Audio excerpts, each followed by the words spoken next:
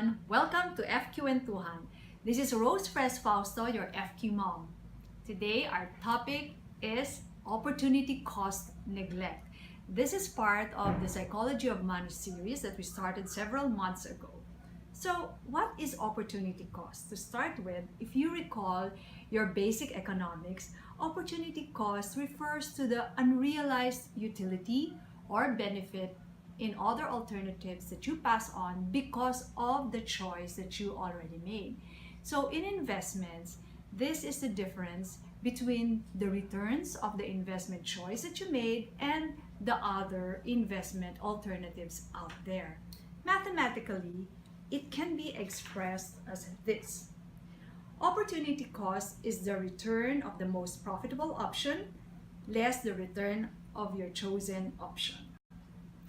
You know, if we were just the the always rational consumer, we wouldn't have any problems at all when it comes to opportunity cost. We would be able to spontaneously recall all the things that we know and compare it so that we are able to use our resources such as time and money optimally. Unfortunately, we're not econs. We are humans, and as such, we have the tendency for this opportunity cost neglect. So what is it? Opportunity cost neglect is our tendency to ignore what we give up on when we make a choice as to how we use our resources such as time and money. So what happens is that only the information which are salient, which are in our face, that we somehow use in order to make that decision. In an experiment conducted in 2009 by these scientists named Frederick, Novemsky, Wang, Dar, and Knowles, they were able to show how consumers systematically are prone to this opportunity cost neglect. I'll tell you, if you want to read that experiment, that thick paper, you can go online and look for it, or if you just want to have it in easy to understand language, you can just read my article, and the links are provided in the comment section of this video. Okay, going back to the experiment, the participants for the experiment were given $10 each, and then they were grouped randomly into two, group 1 and group 2. So let's check it out. For group 1, they were given two options. Option A is what to do with your $10, diba? So group 1, were given option 1, an insulated metallic portable coffee mug for $10. So it's the entire amount of money which was given to them. And then option B is a simpler ceramic mug worth $3.99. Okay? So let's go to group 2. They were randomly selected, diba, into two groups. So option A for group 2 is also an insulated metallic portable coffee mug at $10, and option B is a simpler ceramic mug at $3.99, leaving you with an extra $6.01 cash to spend on something else. Okay, so what do you think happened? Oh, here are the results. In group 1, only 40% chose option B, which is the cheaper mug. So that means to say that 60% actually opted to use all the $10 to buy the more expensive metallic mug. But in group 2, a significant 60% opted for the cheaper ceramic mug.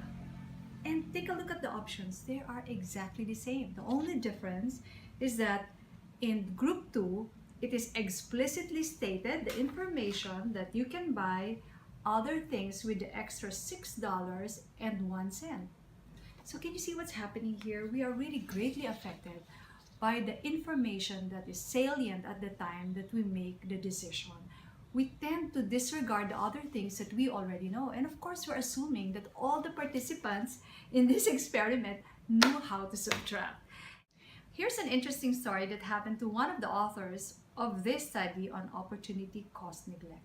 He was in a store trying to buy a stereo for his personal use. and he's been there for an hour and he couldn't decide which one to choose. So he was down to these two options. Option A, a 700 Sony stereo system with a 30-watt per channel amplifier and a 5-disc CD changer. Uso pa ang CDs nun. And then option B was the more expensive Pioneer stereo system with a 60-watt per channel amplifier and a 6-disc CD changer. But then he couldn't decide yet. So what happened was that the salesman intervened and said, okay, think of it this way. Would you rather have the Pioneer stereo or the Sony stereo with $300 worth of CDs? And all of a sudden, it was an easy decision for this academician. So he said, okay, I'll go for the second option. So he opted to buy he went for the first option, option A, the 700 Sony stereo system and the $300 worth of CDs. What happened was that when that information became salient or obvious to him, that was the only time that he considered it in his decision making. So you see, no one is exempt from this opportunity cost neglect. Even the guy who was part of this study on that subject matter. Another example, when people would try to sell investment instruments to you. So, I always hear this. They would tell you that, okay, this investment instrument will give you this return, and they would compare that with the return that you will make if you just park your money in a savings account. They just limit the comparison to that almost zero interest earning. So before you jump into the conclusion that that is the better investment option for you, think again. Please pause and try to recall what you already know, or even ask the guy who's trying to sell you that he should give you other comparisons. He should give you the comparative returns of similar investment instruments which carry the same risk, and you should also consider other features such as forfeiture, fees, etc. So you see, no one is really exempt from this opportunity cost neglect. In fact, you shouldn't really feel bad about it because it is not humanly possible to be always calculating the opportunity cost whenever we buy something. And what I'm proposing, knowing what we know now, is that how do we now avoid our tendency to neglect this very important principle when it comes to optimizing the use of our finite resources such as time and money.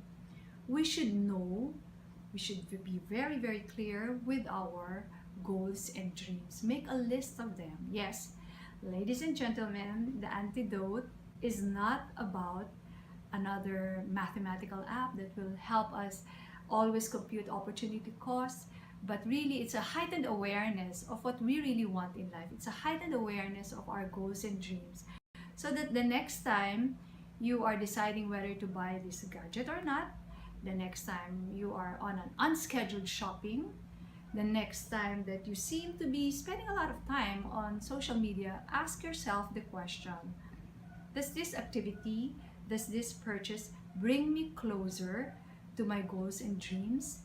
And if the answer is no, then at least you are now more aware what opportunity costs are you foregoing. So I hope you learned something again today that you can apply in your everyday life, the opportunity cost neglect. If you want to see the other installments of the Psychology of Money series, please go to the video archive of FQ Mom page on Facebook, and if you want to read it in article form, you can go to the author archive of my philstar.com column or fqmom.com website. Thank you very much for watching, and cheers to high FQ.